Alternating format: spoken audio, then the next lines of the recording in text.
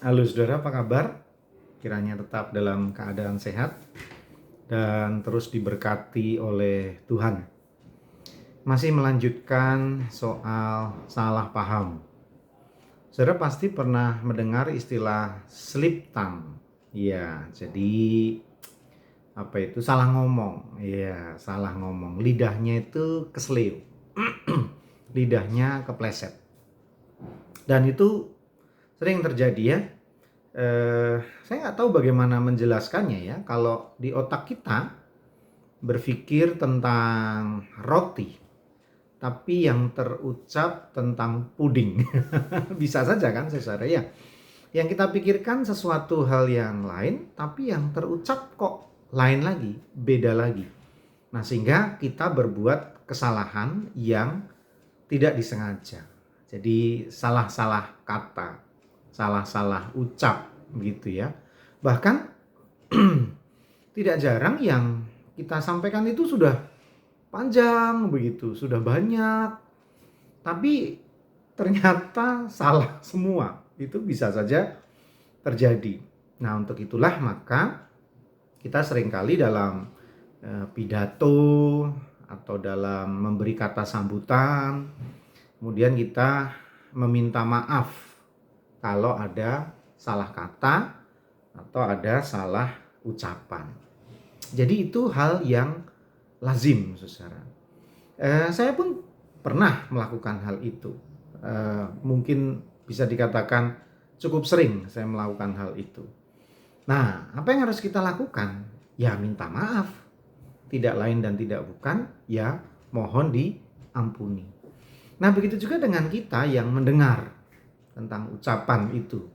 Tentu harus memberikan maaf, namanya saja salah ucap, namanya saja khilaf, namanya saja tidak disengaja. Nah, tentu kita berikan maaf itu. Nah, yang penting ada tempat untuk mengklarifikasi. Ada waktu untuk menjelaskan apa yang salah dan diluruskan kembali. Nah, kalau orang dewasa itu selalu memiliki yang namanya ruang tempat untuk mengklarifikasi itu, untuk memperjelas itu. Karena memang sekali lagi kita masih sangat mungkin berbuat salah. Nah, yang jadi persoalan adalah gengsi. Kita gengsi minta maaf, lalu akhirnya kita membuat alibi-alibi, membuat pernyataan-pernyataan sanggahan, membuat bantahan-bantahan yang membuat suasana jadi lebih kacau lagi. Ya kalau bantahannya itu menjadi menjernihkan suasana, tapi bisa saja menjadikan lebih kusut, bisa saja kan. Jadi nggak karu-karuan tuh ya, karena makin dijelaskan malah makin kusut. Dalam Alkitab, Bilangan pasal 15 ayat 26, ada ayat yang menegaskan tentang pemberian pengampunan karena ketidaksengajaan. Ya. Bilangan 15 ayat 26.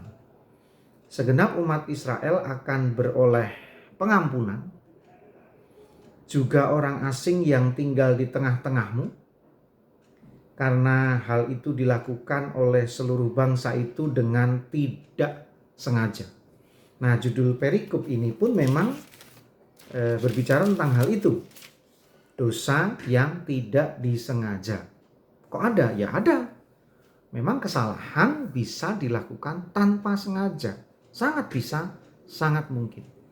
Nah, yang penting yang bersalah segera meminta maaf. Yang salah dengar, yang tersinggung, yang terlukai juga membuka pintu maaf, pintu ampunan. Karena sekali lagi itu tidak dilakukan dengan sengaja, tidak dilakukan dengan terencana. Dan memang dua hal yang sangat berbeda. Di satu sisi ada memang orang-orang yang dengan sengaja melakukannya. Dan dengan licik ketika ketahuan dia mengatakan, oh sorry saya nggak sengaja, ada memang. Saya tidak mau munafik, hal itu ada. Tapi juga tidak jarang atau tidak sedikit orang yang melakukan sebuah kesalahan tanpa sengaja. Yang penting mari kita dengan tulus meminta maaf kalau memang itu bukan maksud yang kita inginkan. Karena sekali lagi, kesalahpahaman karena ketidaksengajaan itu hal yang biasa terjadi. Masih bersama dengan saya Pendeta Yudi dalam Renungan Emas, esok masih ada solusi.